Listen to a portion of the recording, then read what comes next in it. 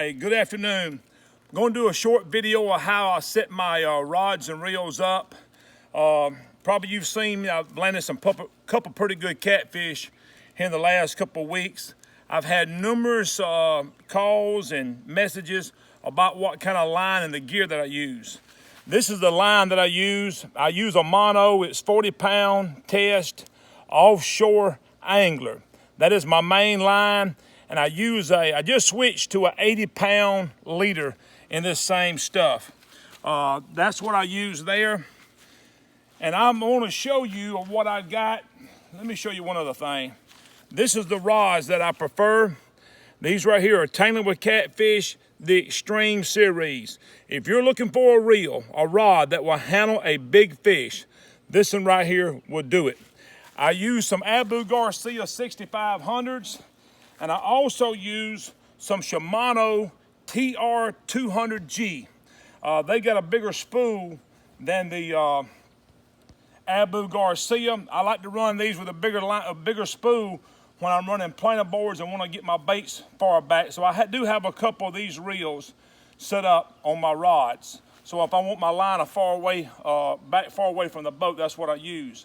I'm going to show you how I set the drag up on these rods, because I've had some people swear up and down there's no way you can put a 100-pound fish in a boat with 40-pound test line.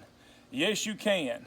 And I'm going to show you just how strong this stuff is. I started using this line a couple years ago, and it's proved to be really, really tough. I've never had much problem out of it at all. Now, I do have my clicker set on, so if you hear this noise, don't get frustrated by it or irritated. I got on there for a reason, because I want you to hear how this drag slips. I got this line tied down, hooked in on the other end so it does not slip. And I got my drag, and what I done, every time I spool the line up and set my rods and reels, I always get out here, I check my drag to make sure if I hang into a big fish, the last thing I want is my line to break. So I do have it set a little bit loose to start with. And you'll be able to hear it. We're going to put a little bit of pressure on this rod and reel, and the drag's slipping. And I'm going to tighten it up a little bit. And I'm going to reel back down. Look at that. And I just tighten the drag up some more. I'm going to tighten it up a little bit more. And if you've ever used a Tangling with Catfish rod, these things got a pretty good backbone to them. I'm fixing to really bear down. I'm going to tighten this drag down pretty good. This is 40-pound mono, and I'm getting it fastened pretty close, so it don't have a lot of stretch in it right this minute. I'm gonna straighten it down a little bit more. Let's just see how much pressure we can. Guys, look right. That's 40 pounds.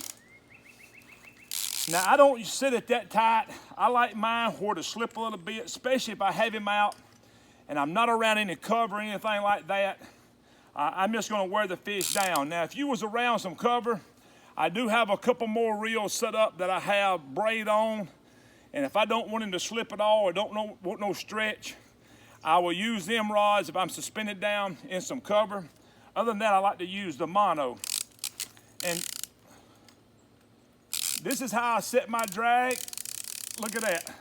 You can hear it slipping. I know now if I hang into a fish that should be no way possible. And guys, I don't know, but I'm putting a pretty good bit of pressure on it. And I'm not a weak guy. I probably can't do it now, but I could bench press about 300 pounds. I feel confident that if I hang into a fish with this rod and reel, unless he hangs me, he's coming to the boat.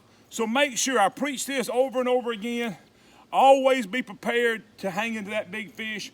Make sure you got your drag set.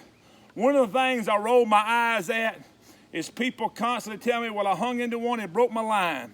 I ask them, what size line you fishing with? Some of them fishing with 70, 80-pound tests. And my first response is, you don't have something right. Your drag ain't set right or something other. Check your line constantly. Make sure there ain't no flaws in it. I know sometimes we get in a hurry. After we catch some fish, we bait back up. You always need to check that leader. Always need to, especially if you've been hung up during the day, check your stuff.